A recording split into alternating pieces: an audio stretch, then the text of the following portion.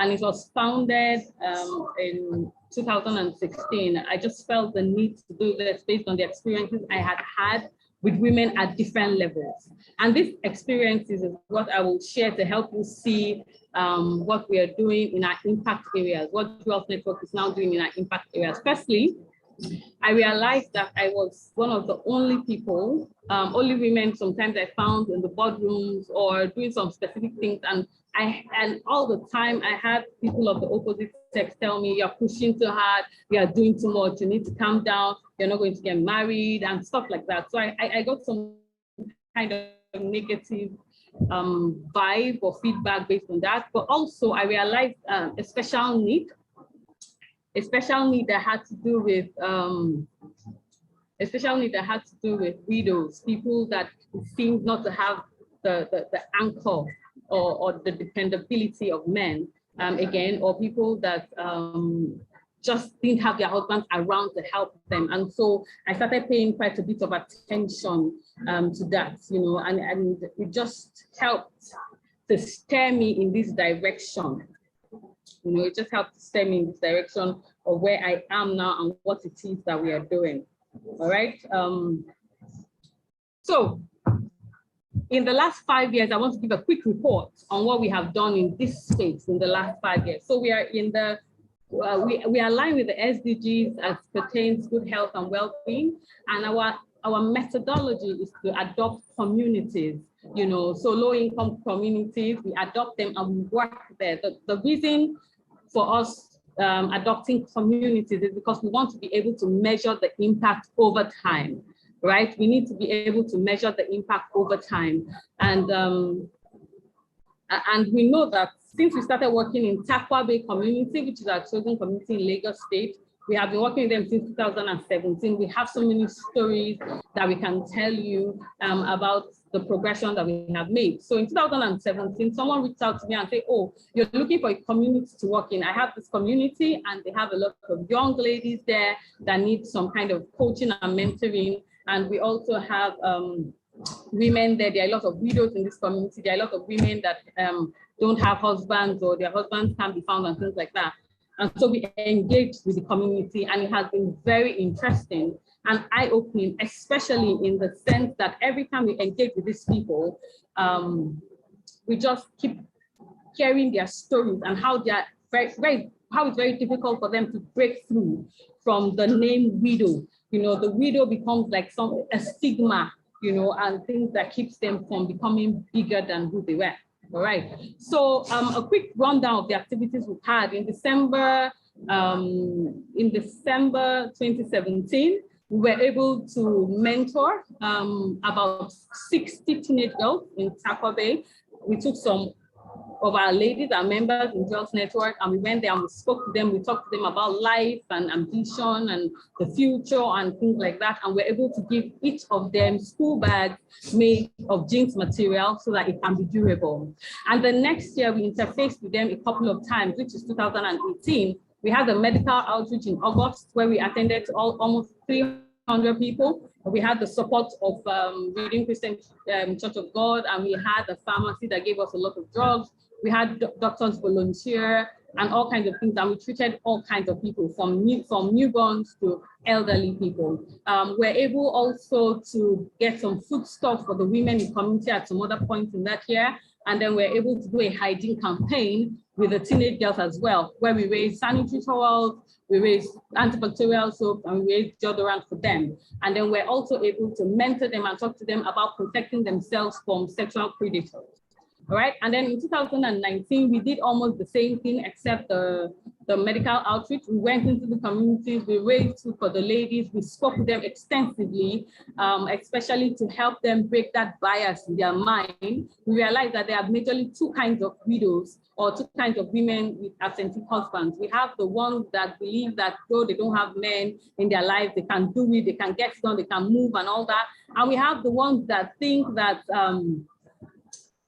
we can't do anything anymore. We are finished. This is the end of the world, and they are living with that stigma, So we have to work with them across board, understanding the dichotomy that we are facing.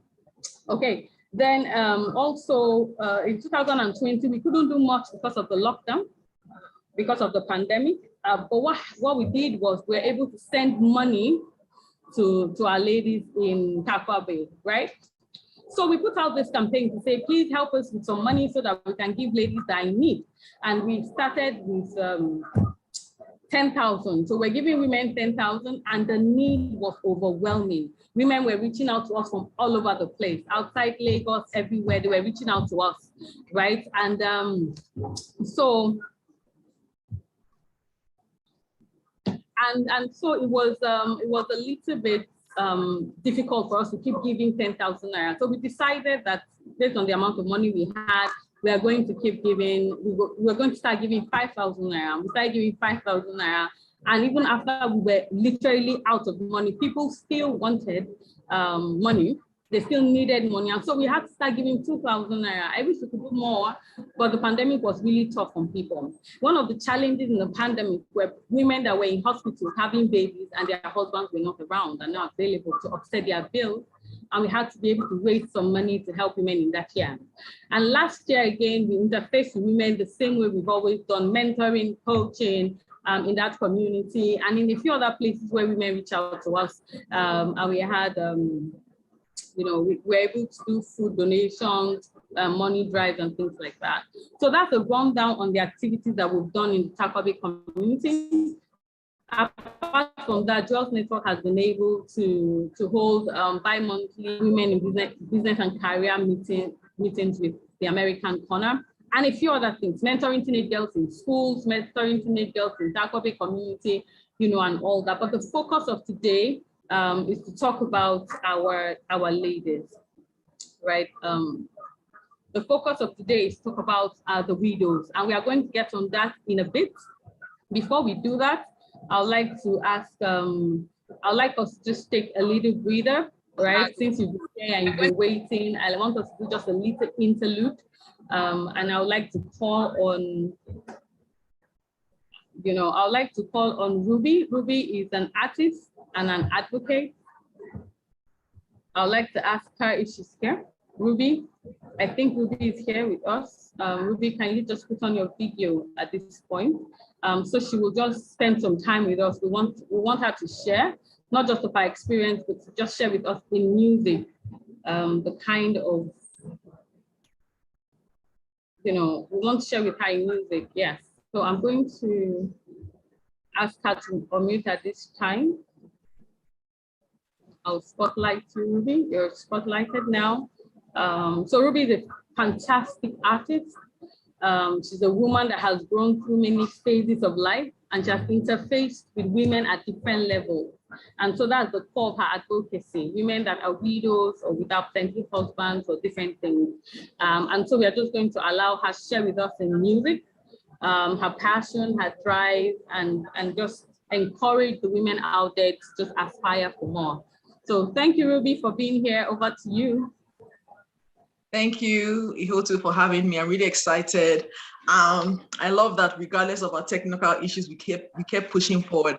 And that is the spirit of a woman. We never give up. We keep pushing regardless. We make things happen. So not to take a lot of time, I'm just going to get right into it. And like you said, share my experience through music. I have a good friend of mine here. He refused to be on the camera. His name is Silas. He's accompanying me on the guitar. So we're going to do it now. I'm the daughter of a widow. My dad died about 9 years ago, and I've seen the effect it can have on a woman emotionally, mentally, physically. I've also seen the economic stresses it can bring. I've seen the abandonment she can face because, she's a widow. Whatever that stigmatization is and wherever it comes from, I don't understand, but I've definitely seen her go through it. I'm as well a single mom, and I understand what it means to have an absentee father, and it is a tough thing. But one thing, that keeps us going is the fact that we have our children, and we mothers, we show up for them. My mother showed up for us, regardless of what she's gone through, and I've had to do the same for my daughter. And it is something that has made me stronger. It is something that focused. It is something that has giving me a strong purpose in life, because I'm like, at the end of the day, I have to make it work for my daughter, you know. And also for my mom, being a widow, I've seen the need to just be a strong sense of support for her, especially emotionally and mentally. So this song speaks to that in an indirect way. It's called Okay. Hope you enjoy it.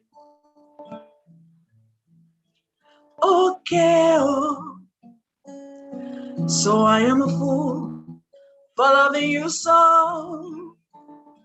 Now that I don't have where to go, you show me who you really are. Can we make it a little faster? No, Lele. Share. Now only today you feel I should be on my way. Why not when you did it happy? But it's okay. Sun no go stop to shine. Rain no go stop to fall. Grass no go stop to grow. After all, bird no go stop to fly. Breeze no go stop to blow. Time no go stop at all. Said it by the time I'll cross your mind, I'll be gone.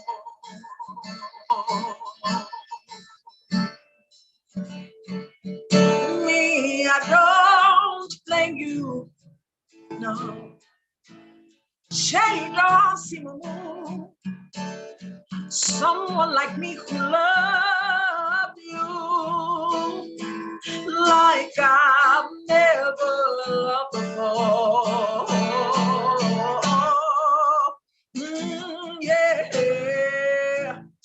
If she treats you better, if she gives you laughter, then please call me with a but don't call me after, 'cause the sun don't stop to shine, and the rain and the grass will never stop growing. No, no, no. I'm not gonna stop to fly. See the breeze, not gonna stop to blow. Time, not gonna stop at all. Said it by the time I cross your mind, I'll be gone.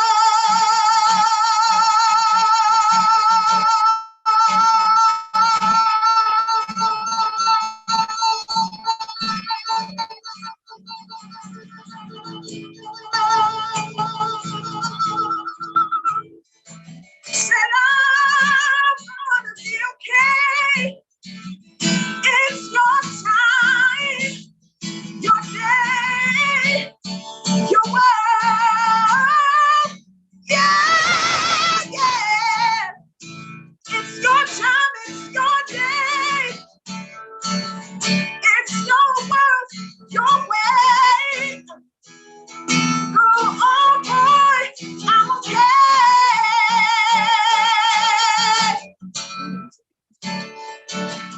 So basically, what it is that regardless of where we are, what we're going through, regardless of how hard it is, there's always, the sun will not stop shining. It will not stop raining. Do you understand? Life goes on. And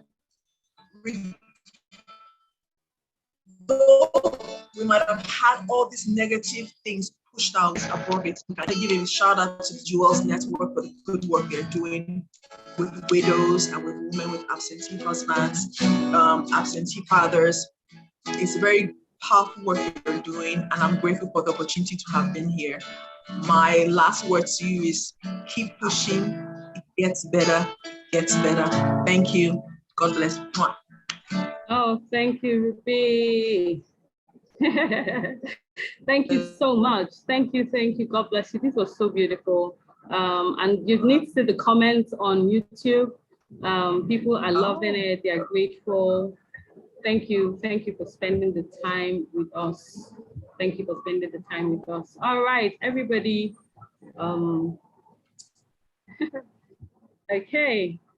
All right, we're back. Thank you. That was amazing, wasn't it? That was great. We are going to get into the plenary session right away. The panel is here. They are ready and they are all waiting, and I'm going to be introducing them and they'll be coming up, right? And I'm going, as I bring them up one after the other, through the introduction, I'm also going to be interjecting that introduction with statistics, with feedback, with stories from my community that will just give us a balanced view as to why each and every one here is here to discuss the issue that we are facing, the issue we are dealing with.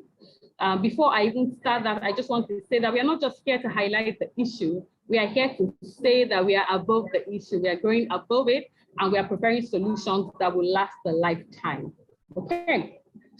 So the first person I'm going to call is very fundamental to this panel because she's a psychologist and she has dealt with women's mental health, and she has dealt with a lot of people that have the stereotype that we are dealing with. Her name is Aisha Buba.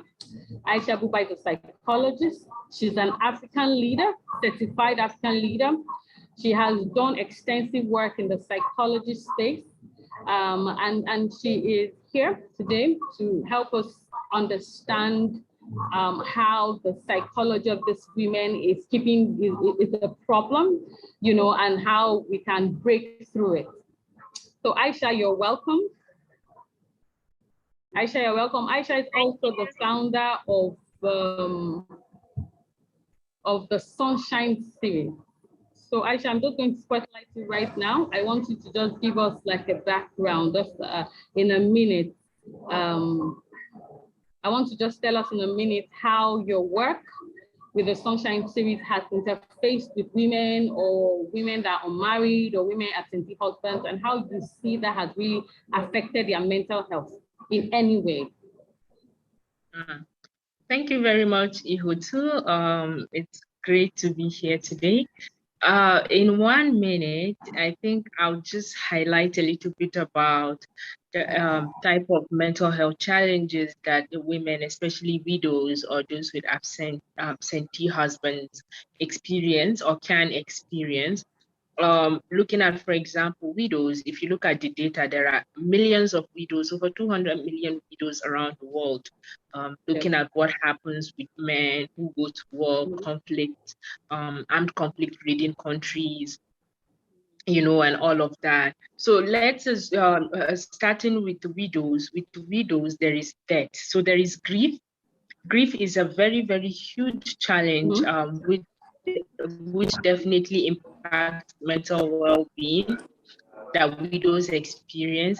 There is the anxiety. Some women get thrown into widowhood, get thrown into that life of becoming the breadwinner, along with being the caregiver, especially if kids are involved. So there is obviously that sudden change. Some are not very prepared for, some are very young. Yeah. So there is that anxiety.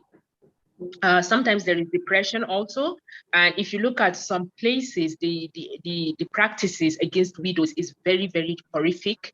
It's terrible what they have to go through. In fact, I can say that in some places, it's worse than if the kind of punishment that a murderer would experience, because it then looks like they killed the husband or something like that. So imagine they have to deal with their grief, they have to deal with the anxiety, they struggle with depression as a result of all those harmful practices. And I think I would like to stop here and wait. When we talk more about their experiences, it would be easier for me to paint out an image of what their mental health looks like. All right, thank you so much. Thank you so much, Aisha. Right, the next person I'm going to call up deals with widows directly, right? She does work with widows. And before I call her up, I'll just try to give you some scenarios of the widows that we are dealing with, right? One of the widows that we are dealing with, her story is that her husband died. And because he was bleeding a lot before he died, the family of the husband says that she must have killed him. If not, there's no other reason why, you know, he will be experiencing that he's experiencing, right? So they shaved her hair, every private hair she has in all her sensitive areas, you know, they shaved it off, they burnt it, and they made it into, they put it into bean storage for her to eat.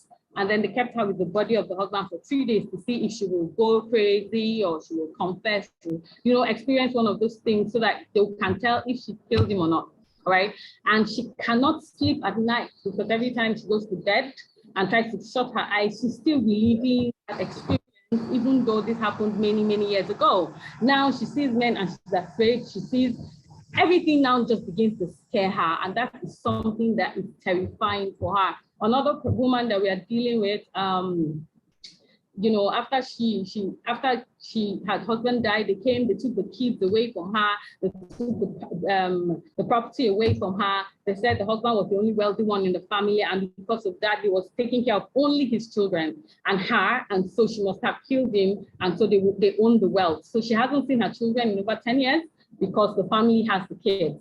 All right, so I'm going to be inviting Mayowa Adegbile from Ashake Foundation. Mayowa works directly with widows, trying to empower them to get skills so that they are able to also empower their lives and their children and live better lives. Because as we know, a lot of times what widows face is social discrimination. So they are completely bumped out of society of the life that they had before. And so Mayowa is trying to integrate them back into society where they are not dependent on anyone and they are not beggars. So Mayowa, I would just like to highlight you now. Mayowa is the founder of Ashake Foundation. Can you just help us understand what we are dealing with in society, especially in Nigeria today? Okay. Good morning to everybody. I'm super excited to be here. Everybody that knows me, I like talking about this. So when we think about widows, people just think that they're just a number or a statistics. There are a very important set of people who sometimes people talk about, and I'm not even talking down on single mothers or any other kind of mother, but imagine a woman who saw her husband yesterday, they slept together on the same bed, and the next morning he was no more alive. And and then she has to go to trauma of losing her children, starting all over. She becomes a single beneficiary of everything, like she's doing everything. And so when people think about widows are people who were not expecting it. They didn't expect it. They were not. Sometimes these things happen to them via shock. They saw their husbands an hour, 30 minutes. They just spoke to their husband, and then in a twinkle of the night, and then somebody loses her husband, and then nobody allows her to grieve. Some of these women, they lose their self-esteem, they lose their hope, they lose their joy, they lose every single thing, and then you take away everything from them. And sometimes it's even our fellow women that even take all these things from them. Sometimes the kind of trauma that they have to go through because of the fact that they lost their husband, we don't even allow them to mourn.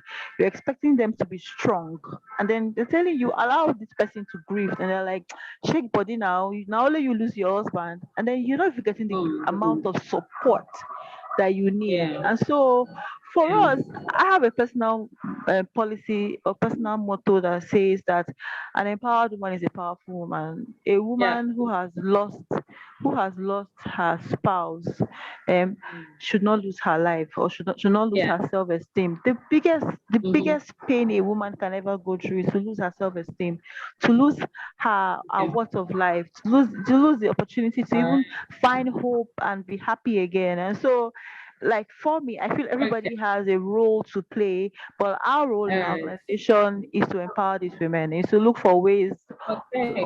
to helping them. So yeah. All right. Thank you so much, Maya. Well, you can't leave. We have so much more to ask you.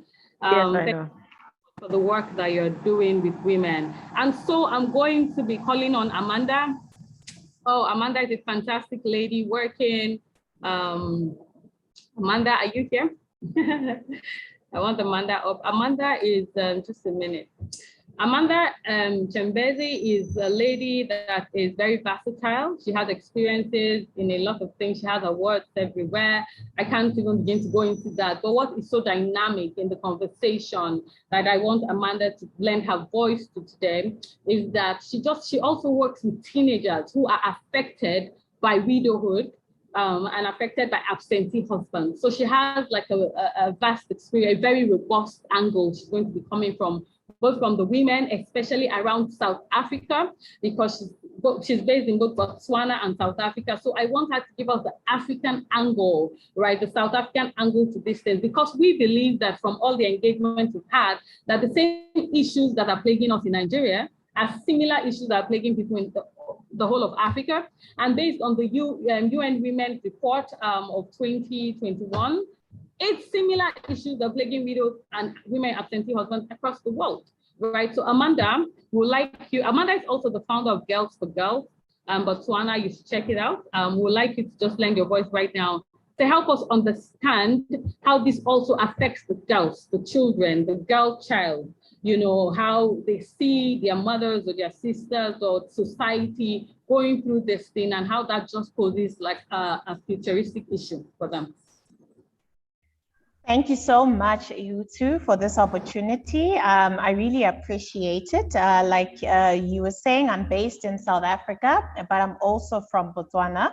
So I can really speak from the perspective of Southern Africa. And as you were speaking and the other ladies were speaking, it became clear to me that this topic is one that's not from a specific country, but it is a regional thing. And I would like to believe that women from all walks of life experience it. So in my capacity as the founder of Girls for Girls Botswana, I work with a lot of girls who might be from homes that have experienced gender-based violence. And that is an experience and a problem we have in South Africa and in Botswana. And you find that because of those consequences, some of them are either single mothers from a very young age. They might have been or they left their husbands, or their husbands left them because of abuse in the homes. And because of that, there are many issues that come out of that. You may find that the society may be more harsh on women who have left their homes or have been left by their husbands than they would be on a male counterpart. It just feels like the balance is not there.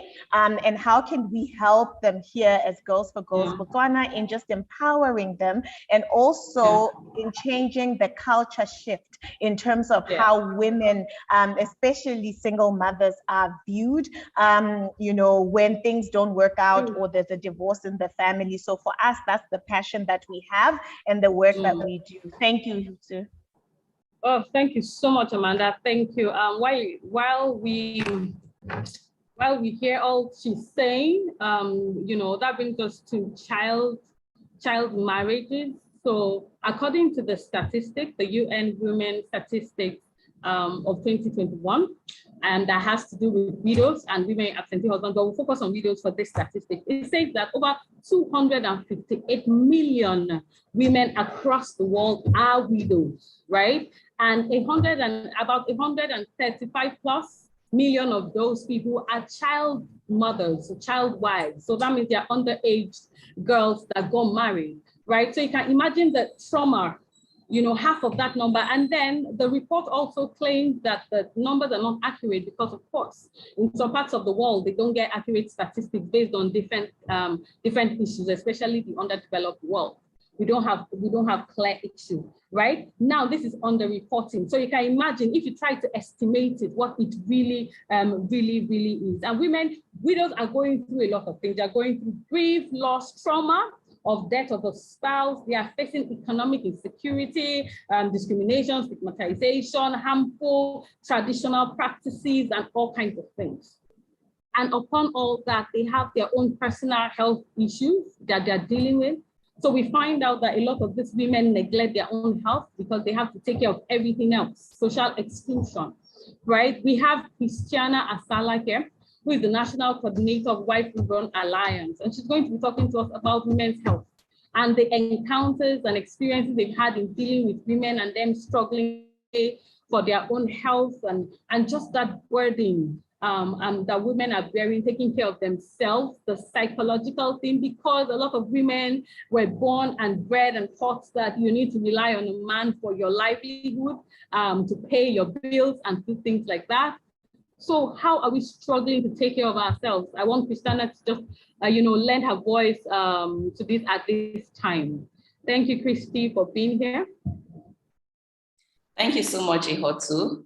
And it's really nice to be here and hear all of what the panelists have spoken about. White Ribbon Alliance Nigeria is an international organization, and we are in about 15 countries. And we simply advocate for the rights of women and girls in the communities. We believe knowledge is power. We believe when people are empowered with the knowledge, they're able to speak and make demand to governments on what is rightfully theirs. And that's what we do across different countries. In Nigeria, we have realized that there are a lot of issues why women do not go to the healthcare facilities. And it really has basically have reduced our maternal mortality rates. And we are striving, working with governments, with different policymakers to ensure we reduce maternal death in Nigeria. And there have been a lot of causes. We've tried to dig deep, work in the community to find out what are the causes. Why are women not accessing healthcare services? And really the issues are there are a lot, but in line with what we're speaking with today, we realize that a lot of women that are widows or do not have their partner present are less likely to access healthcare services. They are more likely to be at home. They are more likely to give birth at home and putting them in danger because one of the major issues why women die from childbirth is delay in accessing healthcare services or delay, in going to the hospital to deliver. And these are the issues. So with most women that don't have that support of their partners, are likely, to deliver at home and less likely to access healthcare services. Women with absentee husbands are also less likely to access healthcare service. Another part of what we really do is on gender-based violence. And this is also one major issue that is really springing up. And despite all of the efforts, and work a lot of organizations have done, this is still an issue in a lot of communities. And of course, this, as the last speaker said, a lot of women that suffer from that further pushes them away, from being with their partner. And they have, a lot of girls get pregnant, from that means. And they don't even want to go to healthcare centers. So all of this is affecting our health system. It is straining our health system. We have a lot of women suffering, and having other complications, just because they are unable and do not have that support of a partner to go to healthcare centers. I came back from Jigawa on Tuesday, where I first started a training on respectful maternity care. And we have a lot of women that says, women come into the hospital and they can't pay their hospital bills. Now, it is actually an abuse to a woman to keep her in the hospital because she can't pay her bills. It is against human rights. But a lot of healthcare workers are forced to do that because they have women come in. And one of the causes of this is that their husbands are nowhere to be found. Or, the husband that's supposed to pay the bills or that's supposed to grow, they can't find them. Some of them at the point that the women come to deliver, the husband disappears. So these really are issues that are springing. It's not often talked about, and I'm really glad we're talking about this right now. But these are root causes to a lot of other issues, that we are facing as a country. And it's really affecting us indirectly, psychologically. And I think it's really high time we start talking about these issues and addressing them. And advocates like us are really happy to talk about this because these are issues that we should be advocating to government and other civil society organizations, to come and all hands have to be on deck, to see how we resolve those issues. Yeah, awesome. Thank you so much, Christy. I know Susan is here, and what Christy has just shared with us, is amazing. We have some stories. I just want to mention a story before I bring Susan up.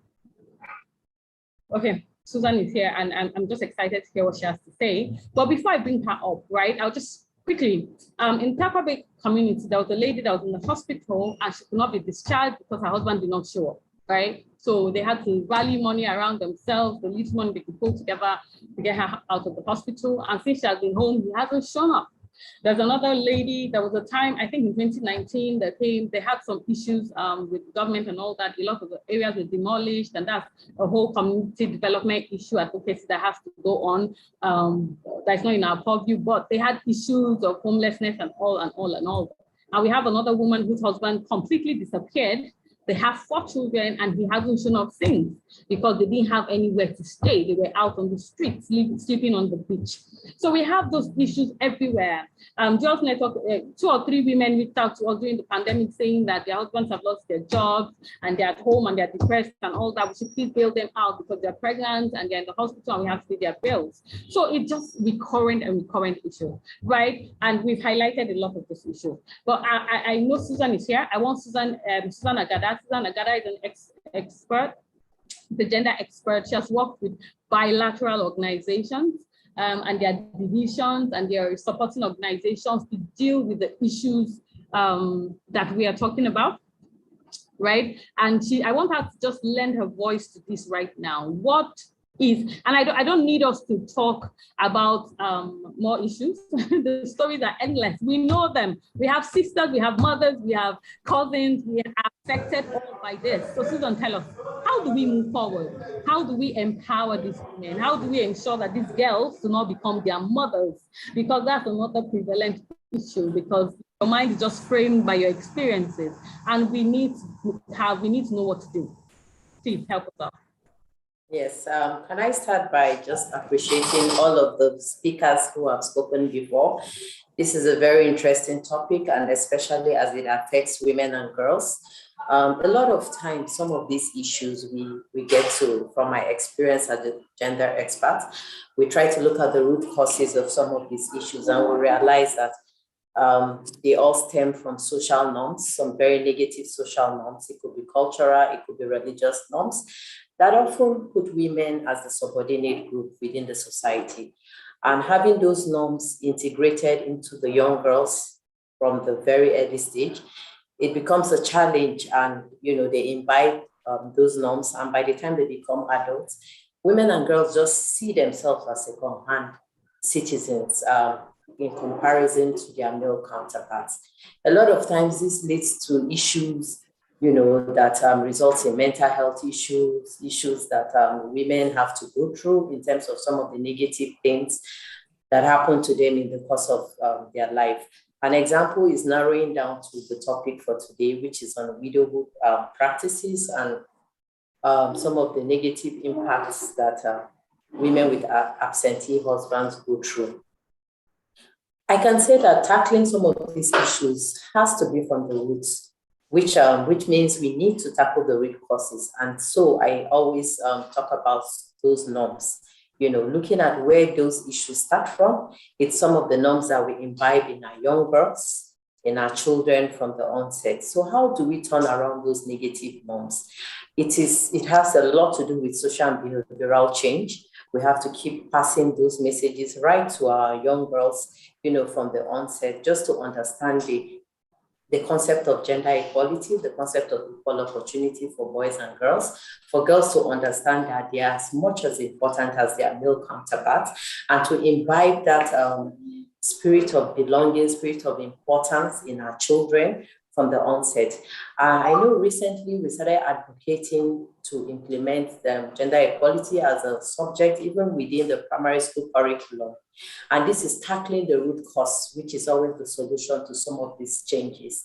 Because when we start it from the onset and that mindset change happens, then it's easier to translate into older adults so they understand the importance of, their sex in comparison to their male counterparts. Talking about mental health impacts, obviously it has a very negative impact on women. We can see around the country, a lot of times because of those beliefs and norms that are placed on widows, and even beliefs and norms that are attributed to single mothers, it has so many negative impacts. Yeah, so we need to start changing the narrative. The messaging for today should be tackling the root causes that leads to some of these issues and turning them around. Thank you so much. Thank you. That's exciting. So now I'm going to be bringing everybody up. Everybody is going to come up now because we have a lot of questions that has, that we need to answer very quickly. We're not going to spend the whole day here, even though I'm having so much fun talking to all these women. First of all, I want to just thank them again, especially those I just met that decided to lend their voices to this. I reached out to them because of their expertise and their work in the space. So I really want to just thank them for being here. Now, the first question I want to ask, and this is a question that a lot of women with absentee husbands are asking, and I know Aisha can speak to this, and everybody can as well, is that how do we help our children go through this stage? What do we tell them? How do we work with our children that they are not scared in any way because they don't see their parents, their fathers, or they just see their fathers once in a year? Or how do you help this woman with the absentee husband also become a father figure to her children and live a whole life and give them a whole life? So please, I want Aisha to say something to this first, and then somebody else can answer before we go to the next question. Sorry, Ihot, if I understood the question correctly, how can a single mother serve the role of a father for her child? Yeah. So it's not just a single mother. It's a woman with an absentee husband. So her husband is alive, but he's not present and participating in the family life, and the children are aware of it, right? The children are old enough, aware that their father is never home. He's not supporting the mother. He's not, when he comes maybe once in a quarter. So it's almost traumatic for them, and he gives promises he's not able to keep. How does this woman play that role of a double parent, and how does she close the gap so that they do not grow up traumatized or having psychological problems?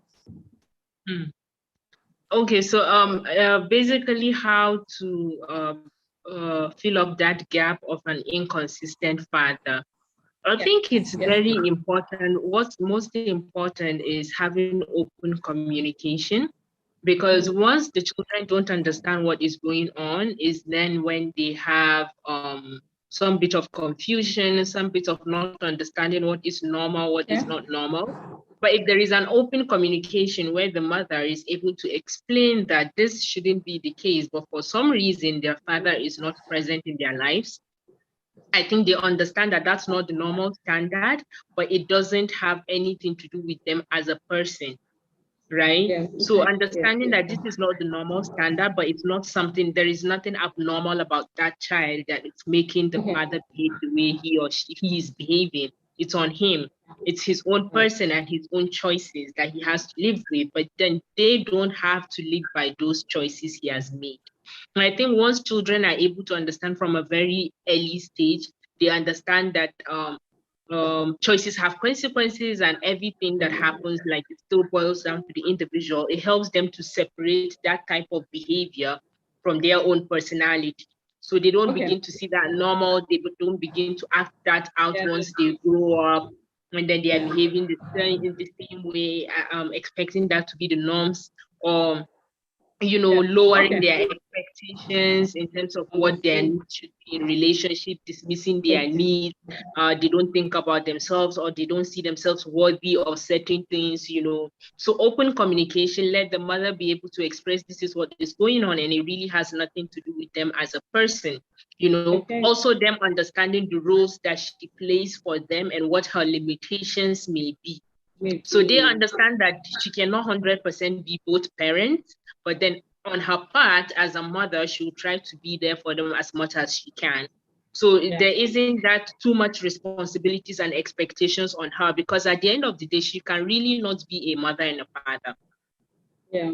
All right. Thank you so So I know that it's easier said than done to just tell the woman to up and go and take charge and, just get it going when you've had the man that was in your life before and suddenly you are without one and you have to leave on and go on. So Amanda, tell me, what do you say to these women?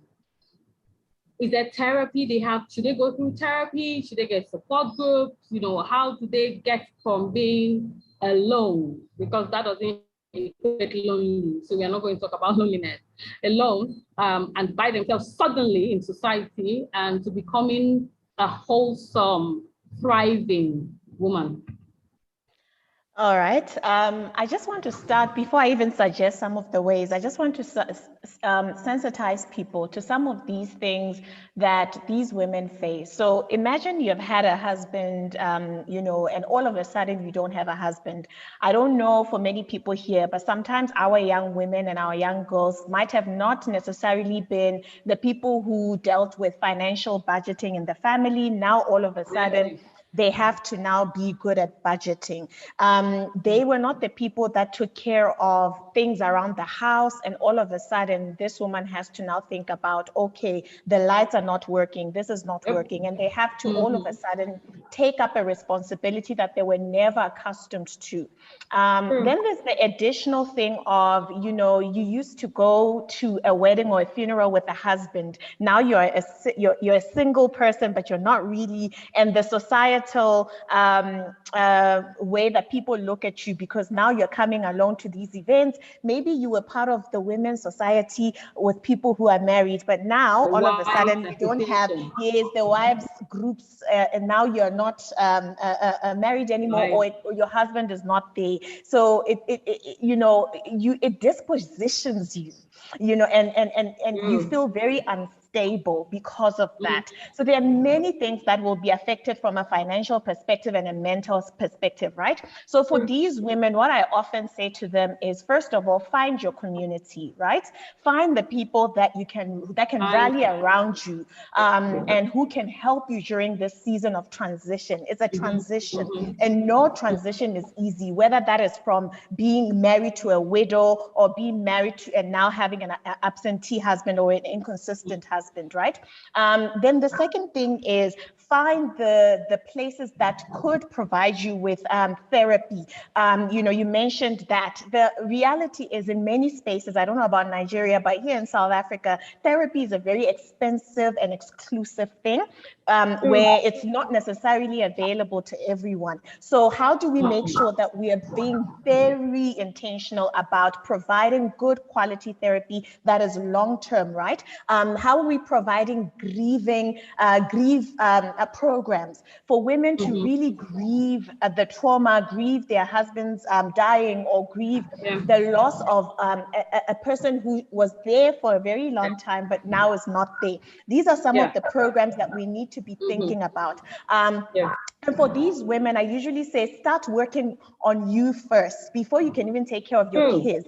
Because the reality is, if you're not okay, if you're suffocating, you cannot put a lifeline on your child. You need to start with yourself first. You need to empower yourself. Then out of the abundance of you being stable and okay, you can actually extend that to your children. Also, your children may, yes, be traumatized by the event, sustained. But when they see you taking care of yourself and being stable, Rising by above it. default, subconsciously, they start to see that, you know what, actually it will be okay. But if they see that mommy is not okay, you know, even if you didn't say dad is not around or whatever, they can tell that there's a problem. They're very sensitive. Yes, so make sure that you are taking care of yourself first. I'll pause there. Okay, thank you. Mayowa, is Mayowa here? Because I want Mayowa to give us an experience that she has had working with these women and trying to get them acquire skills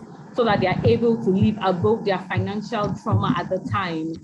Because we found out that one of the things that these widows typically face, one of the major things is financial exclusion, right? They're suddenly stigmatized, or they are not able to do a lot of things, or people just keep calling them widows. Like that has become like some kind of identity, right? So Maya, can you just give us maybe in like a minute or something, any experience you've had with women that it's just a challenge for them to live above, struggle to acquire new skills, and so on? Okay, so I would too many stories from here. So let's start with this one. So one of my widows, like I met her like 7 years ago. Yeah, husband died and everything, and then she didn't have a business. One of the major things that I hear from most of them is, oh, we're housewives, we didn't have a business to do, we're just taking care of the children and nothing, so they didn't even have any financial skill, they didn't know our business skill, nothing. And so one of the things that we really encourage is that second skill and knowledge acquisition. So beyond teaching them, beyond them learning a new skill, we also encourage them to learn new business skills of how to manage this profit and everything. And so one of the beautiful things with her is her name is Madam Esther, and then she lost her husband and everything. But then I discovered that she has very skillful with her hands. And I said, can you learn how to make a bag, or do you know how to sew? And she was like, she knows how to sew. We went for, we always encourage apprenticeship because we know that learning cannot be learned like a week or 2 weeks. She went to learn with someone like 3 months, yeah. And then she learned how to make school bags, handbags, souvenir bags. And then the next year, when we wanted to teach other women, we called her. She became a facilitator for us. And so now, when she's teaching them and telling them stories that, see, I'm also a widow, but the power of learning is skills, the power of learning something. And so now, her kids are back in school. Then Great.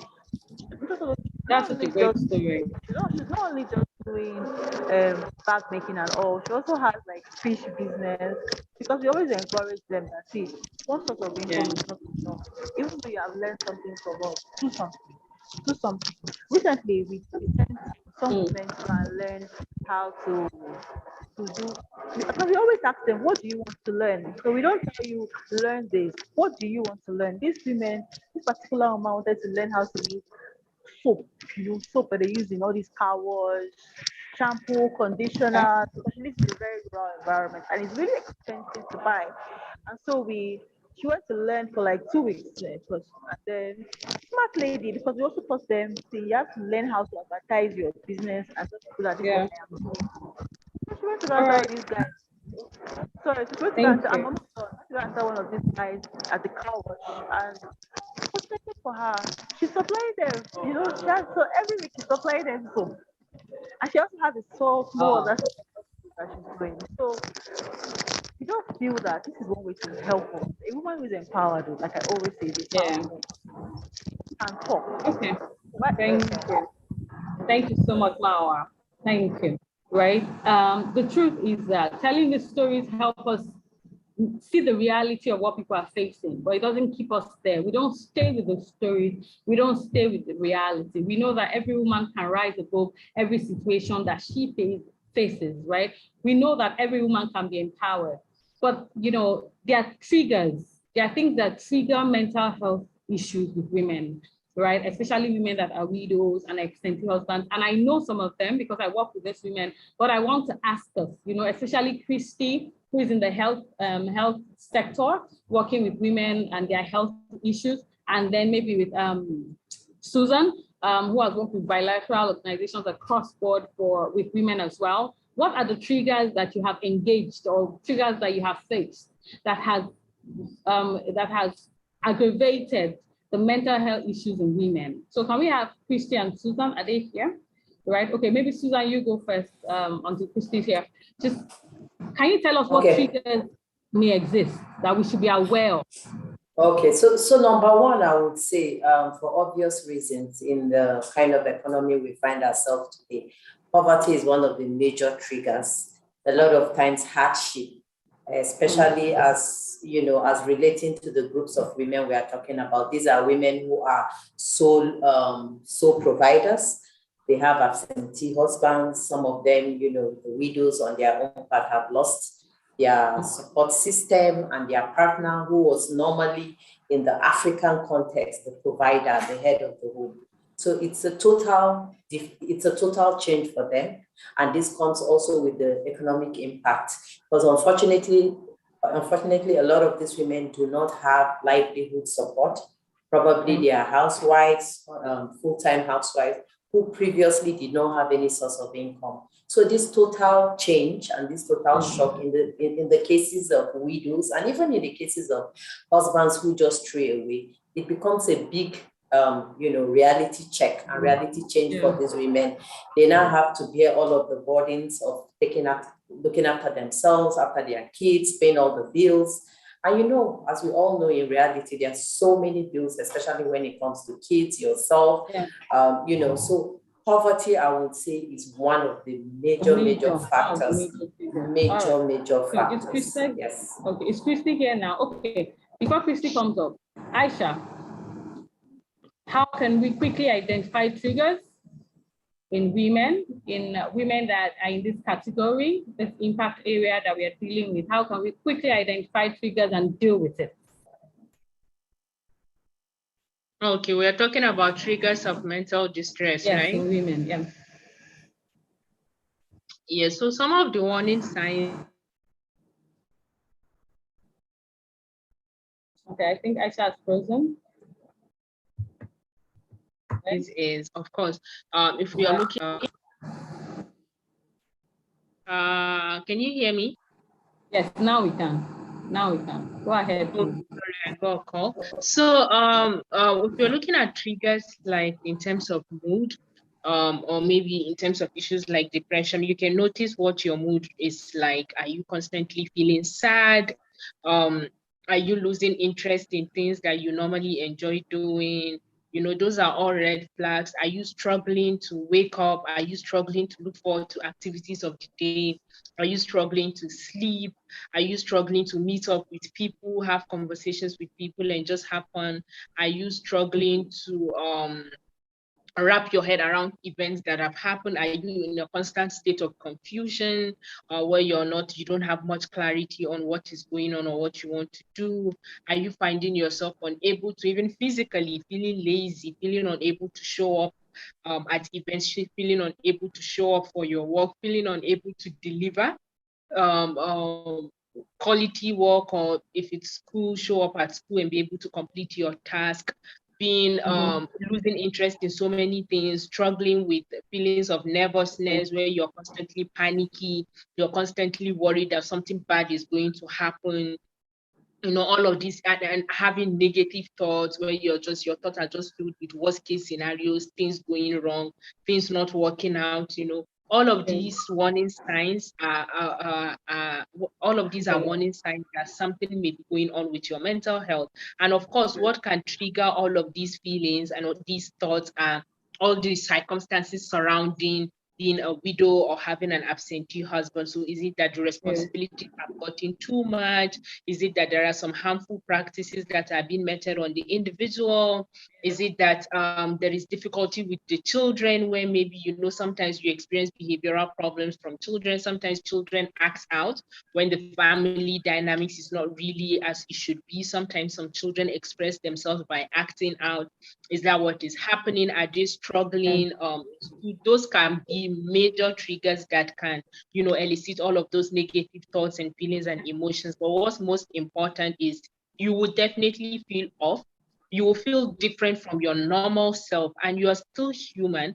Being a widow or having an absentee husband doesn't change the fact that you're still human. So when you begin to feel different, you begin to feel like this is not you, this is not the way you think, this is not the way you look at life, that should tell you that something is definitely off and something needs to be done. Okay, so I know that one of the triggers that I have experienced with the widows is just calling them widows.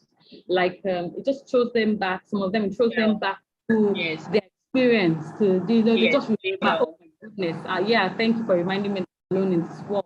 It's like that's what they are all about. That's their identity. They don't have any other identity. One of the widows that we've dealt with. Yeah, okay, thank you. One of the widows that we have, she had to sleep with the cops for 3 days without food. And then after that, when nothing happened, they baited the body of the corpse. It was already smelling and all that, and gave her the water to drink. And they started feeding her once a day for another 3 days because they were insisting that she had something to do with the death, or the man would do the death. Now, the funny thing is sometimes they even base it on some traditional beliefs that any man that dies before his wife, their cultures will say any man that dies before his wife, the wife had a hand in it, all those random things, right? We all know it. So that's not where I'm going to. But since Christy's here, what we're saying is, how do we deal with these triggers? Right? How do we help women when they have triggers, when their triggers that just trigger their mental health? There are things that trigger their mental health and just keep them acting in the same way over and over and over again. So you intervene with them now, they do it, they get back to that spot. How do we help their mental health? Christy, is there anything you can say to this? How do we help them identify these triggers and deal with it? So I would say one thing that has helped us in our program is to have a support system and have that continuous sensitization of different community of women. So a lot of time we realize that people that even have mental health issue do not realize that they are suffering from a mental health issue. A lot of people just feel, probably since I lost my husband, I've just been this way. It's just probably my way of mourning. So a lot of people don't even realize that they have this mental health issue. And one thing we have tried to do is to educate different communities, different women group, is that first of all, what are the signs? And you should be able to identify the sign. So if anybody in your community, of course, we know identifying mental health treatments can be quite expensive. And we know a lot of women, especially in the community, now talking about women in the grassroots, cannot even afford it or don't even have the knowledge.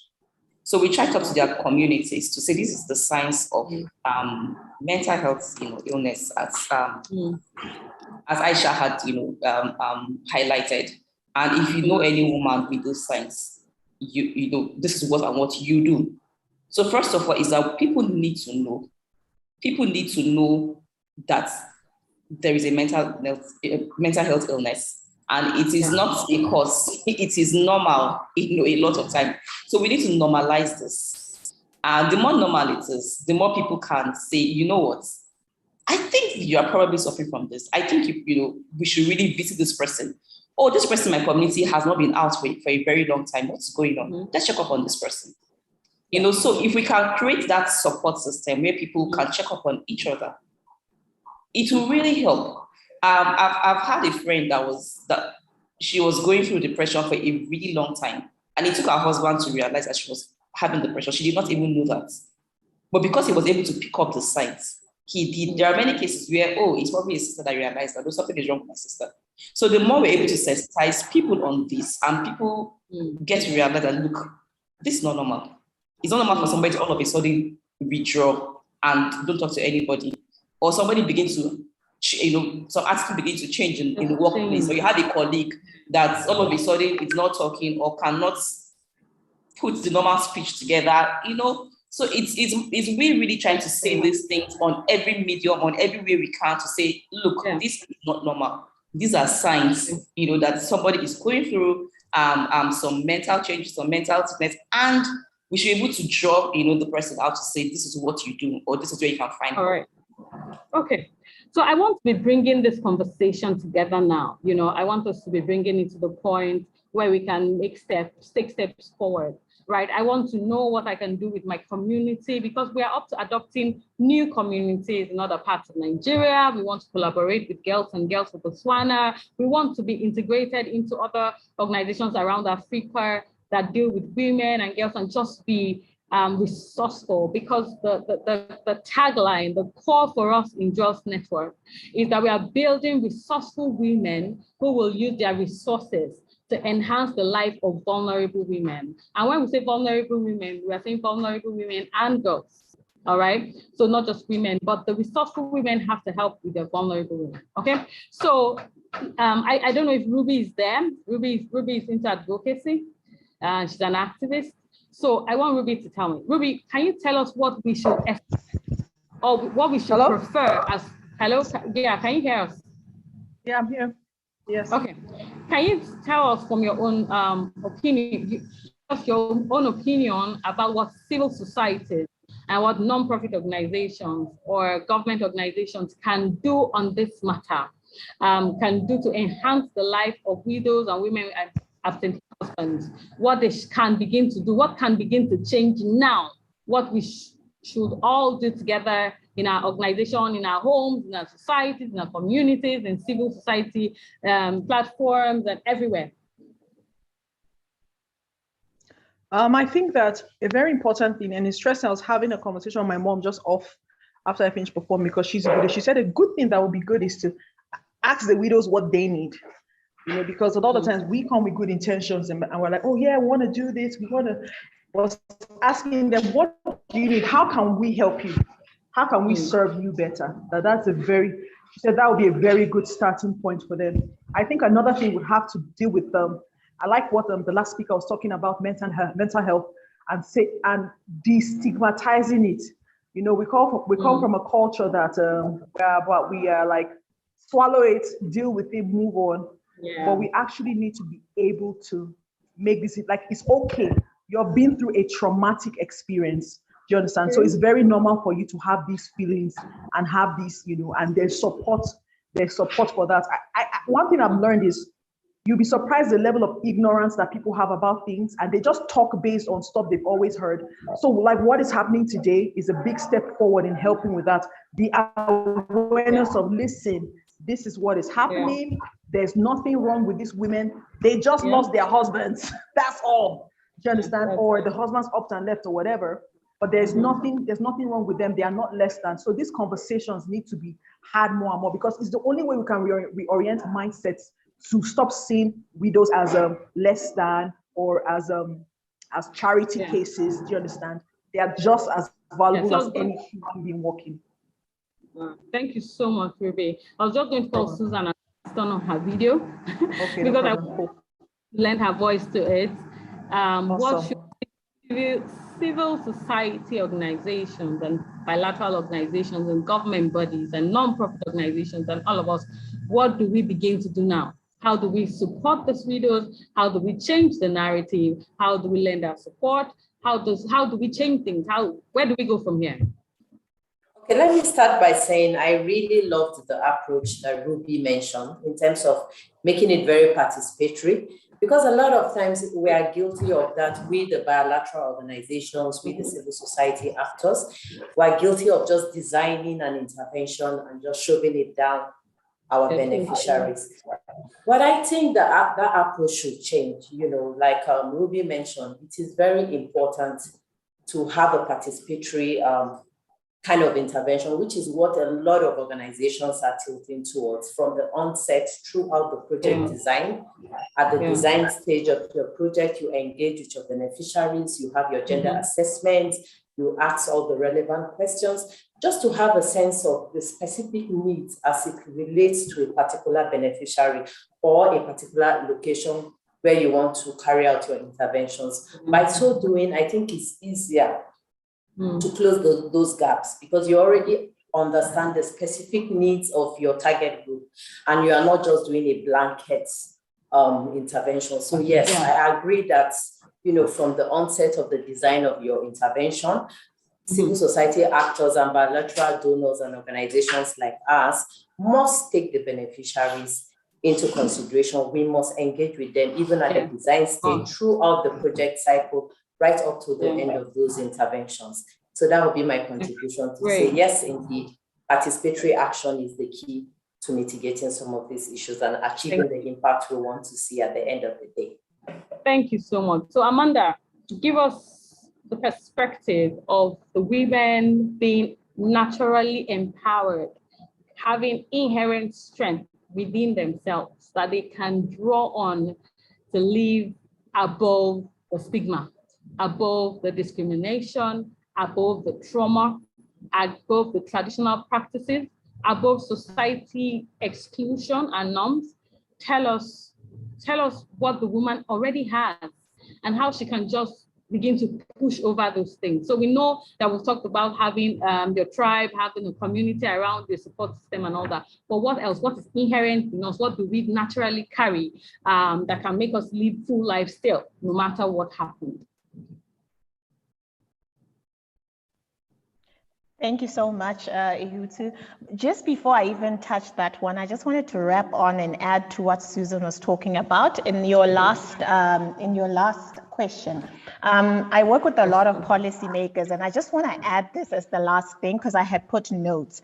I think we need to also have policymakers address some of these disadvantages that are faced by widows and women with absentee husbands. One of those things is putting policy measures that can shield women who are going through these transitions. Policies such as property ownership, that's important. Inheritance rights reform, that's very important as well. Registration of customary marriages, that's not always consistent, so making sure that that's also there.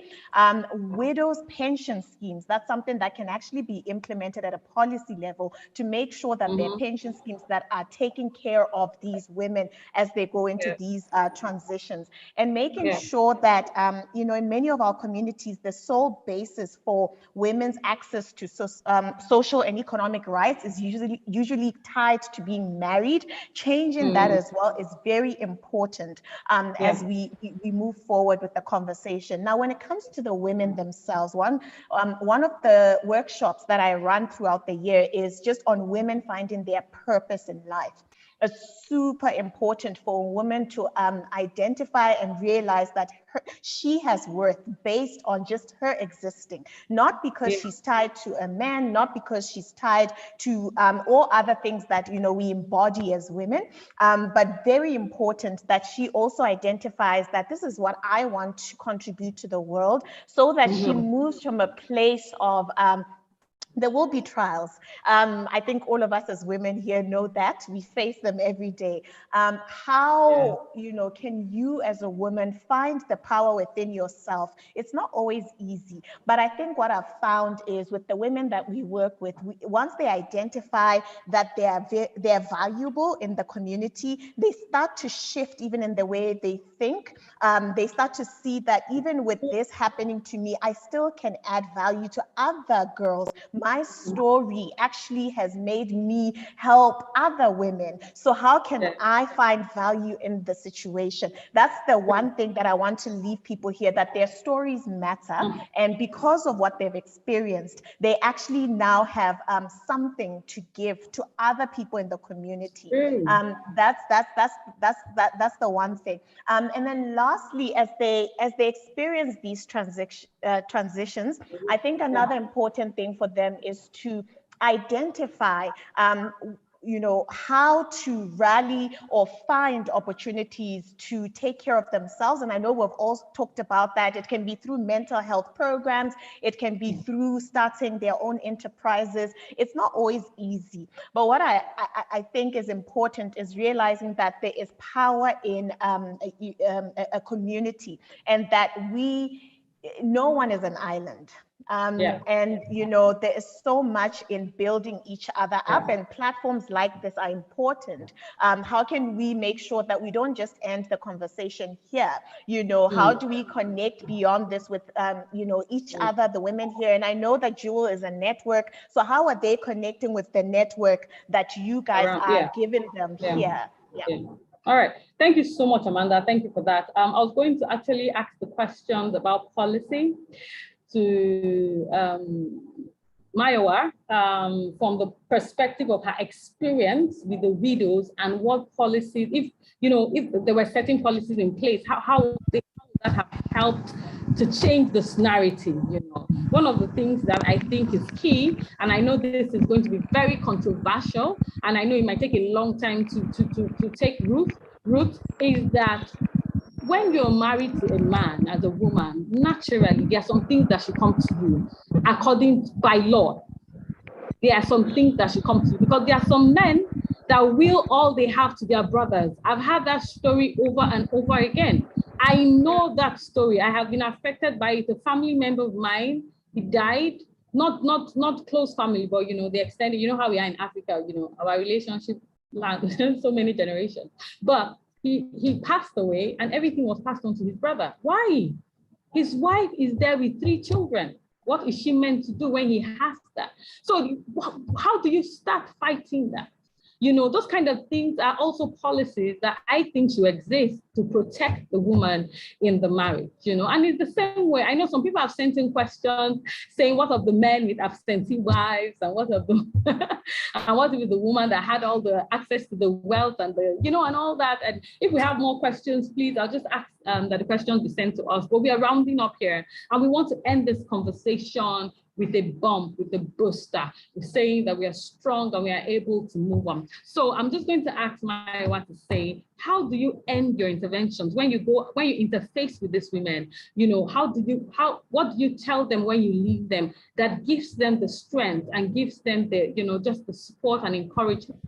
Just keep going on before you are back again, right? So what's the medicine that you kind of share with them? I know what we do, but I want to just share that as we just begin to tie this up now. Okay, so for us, they're never left alone. Like I've had women for 7-6 years. We never leave them. So they always know that no matter what happens, they have a family. And because one of the things that we do is to encourage like a cooperative, a group of women who live in the same community, who meet together once in a while to talk. And so when they all come together and they share their stories and they share their limitations, they share their strengths, what we do for them is that we don't just go there, do a one-off intervention and leave them. No. We are with them for like 2-3 years. And so once in a while we get people, sometimes we've even gotten a widow who is now a therapist and that now talks to other widows. It has helped some of them. And so they let them know that you're not alone on this journey and we're with you. We're with you all the way, whether through business support, whether through more skills, more empowerment. Sometimes even during Christmas, Easter, we try to meet with them to ask them, how are you feeling? How are you faring? And also one of the things that we also do for them is our community change makers initiative for their daughters. And so because we feel that we don't want their daughters to go through what the mothers are going through. And so sometimes we just finished another one. We gather these girls together who are children of daughters of widows, and then we teach them self-esteem, teach them how to be excellent in their classes. And so for us, it's beyond. So it's not just the women, their children are also very important. And so we help their girls also try to secure scholarships for their children and also ensure that once in a while during festive period, we try to provide food for some of them. So it's a family package. I believe that in a total package of the mother, the daughter, and even the son, everybody is involved. Yeah. So that's right. Thank you. Thank you so much, Mayowa. One of the things that we found that is quite therapeutic for the women in our community is singing. It just makes them happy. There's just a good aura when we tell them, let's sing together, and we spend some time just singing. Sometimes we are dancing. Sometimes it's just music. I think music helps. It's one of the things that is very therapeutic for these women. That's what we found. Then having their daughters even in the meetings with them as well, just hearing their mother speak very boldly and positively, and all that is also very good for them, because then we get to laugh and we get to encourage each other, and before you know, we're all hugging and all that, and it's great. Because of our focus, we don't deal with the boys, but again, that's why I say every nonprofit has to be connected, because when you're dealing in a community that you know that it's good to interface with the boys, then you reach out to another platform that strictly works with boys that have the expertise in that area, and then they can come in and kind of work together with us. So the linking, the network is very critical and very important. We all have to work together. All right, so as we just round up, we're at the end of it. Thank you so much to my panel. Everybody has been super amazing. We are super grateful. I just want maybe, I don't know, anybody that still has one thing to say before we just close it up. Anybody that just wants to tie up this conversation, you know, you say, I have to say this. Before we go, I have to leave here without going this word. So Aisha, I think I see you trying to say something. Okay, I think what I would like to add is almost everything has been covered, and I think like one of our speakers said earlier, sometimes people cannot put words to what's going on with them. So a lot of these women can be experiencing mental distress, but they have no idea what it is or what to say about it, or even the fact that there could be help for it. So I'm just, this is an appeal to organizations that work with such women. It's amazing hearing all the work that's being done in such communities. Also add educating them, because sometimes also these women may feel guilty about taking care of themselves, about self-care. They may feel like there are more responsibilities. I cannot focus on my needs. I cannot focus on my mental well-being, but it's not like that. You really cannot pour from an empty cup. Once you're more nourished and your well-being is optimal, that's when you're able to give back your best, either to your family or to your community. So adding that education about the importance of their mental well-being and having support groups, the idea of a cooperative makes a lot of sense, but since that brings them together, having support groups too, that kind of touches about self-care, mental well-being and all of that. And sometimes to like what we do at the Sunshine series, we train lay counselors across different platforms. And if you're able to train some of them to serve as peer counselors for each other, because for example, with grief, there is no particular time that you say you have gotten over it and you're done with it. Sometimes it can just crop up at any time, but once you have support from someone who has been through the same experience as you, it makes a whole lot of difference. And I would also like to say that if you work with these target beneficiaries in Abuja, we run a free mental health helpline on the national emergency number 112, where you can call and speak with a counselor.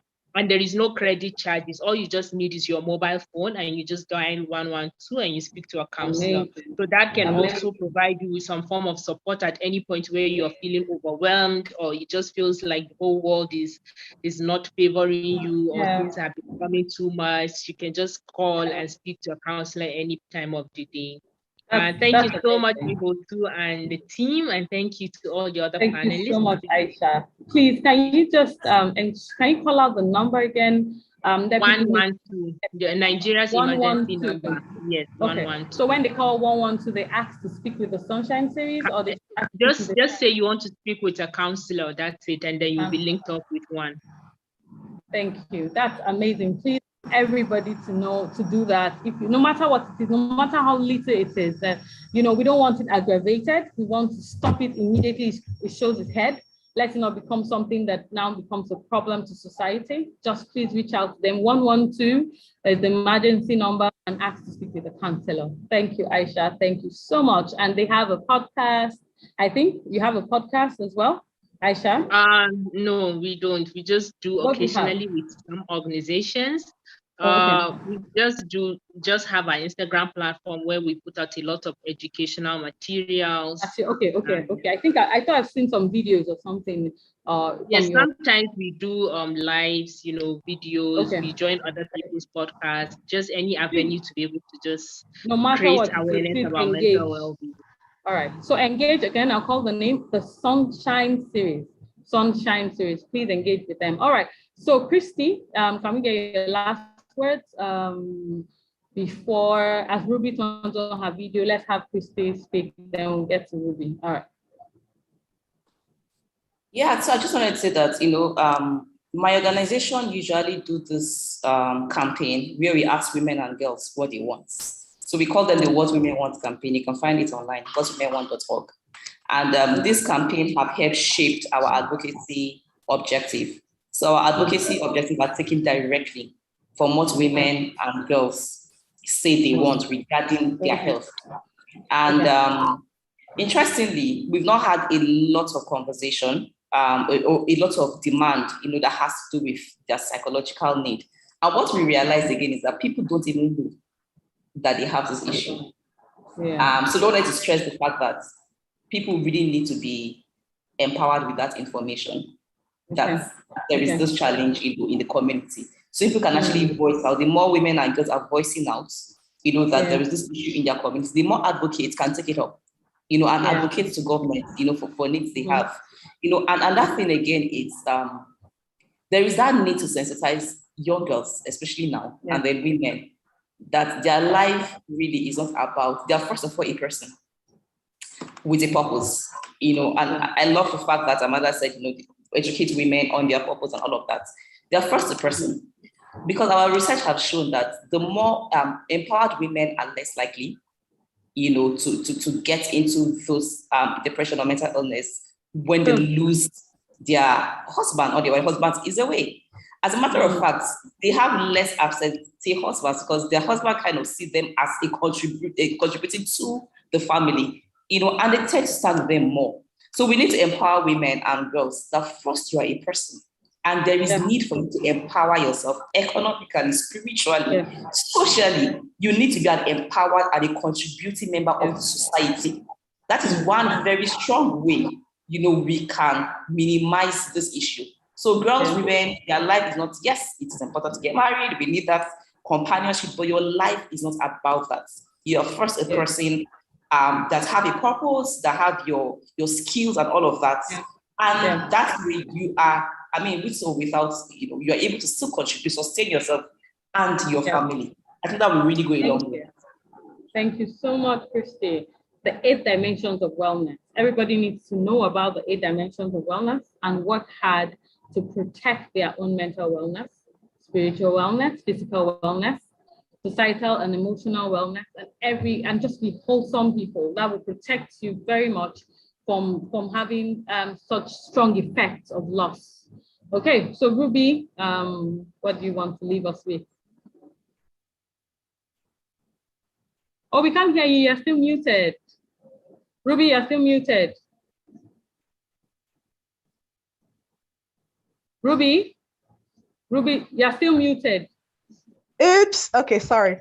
So when you mentioned music and the effect it has on the women, the ladies or the emotions, it reminded me of a conversation I had with another lady. It's the same thing. She's a widow, but she has a group of widows that she mentors and trains. And what I wanted to say is that I think that is important for us to have some type of annual, I'm volunteering as CSR to partner with Jewel Networks and anybody else here for us to do like an annual concert for these ladies. It can be both a combination of live and virtual, so that we can bring joy to their hearts. I think it would be a wonderful thing. So that's really what it is. So hit me up. I'm ready. That's so good. That's so good. That's so warm. That would be awesome. Much. Thank you. That's the Amanda says she's ready. Yeah, Amanda, let's do it. Amanda, we are coming to Botswana. Let's do it. South Africa, we are going to do this. Yes, Christy is in. Oh, this is how it starts. All right, I love it. Combination of in person and virtually, so that you don't have to say in. You are in. I volunteer you. You are in. Thank you. Sure. Yes, everybody. Thank you so much. All right, nice. Great tool. I think music is such a great. And there are so many dimensions of it to even recognize and mime as well. All right, so final word, last word here is Susan's own, and then we are out of here. Thank you everybody for staying with us. I'm so grateful. All right, Susan. Yeah, so very quickly, I just want to reemphasize the point on coordination and collaboration.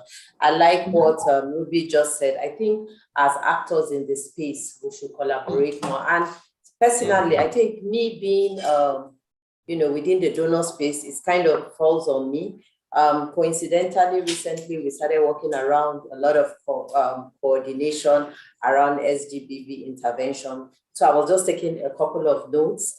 I may have to reach out to one or two people on this platform. I'm taking as much information as I need, and just basically to see how we take this forward. Because I believe, like they say, when you walk alone, you walk far also. But when you walk together, you walk farther. Yes. So I think I like the idea of that, and hopefully would continue this conversation. It's not just a one-off. I mean, we need to keep doing our own bit to see the change we want to see for women and girls, who coincidentally we happen to belong, to those gender groups. So let's keep the conversation going. That will be my final closing statement. And thank you for the opportunity to be part of this discussion. Thank you. Thank you so much, ladies. So much. I am so honored. And I thank for everyone that has stayed. We try to take as many questions as we could, but of course the questions are endless.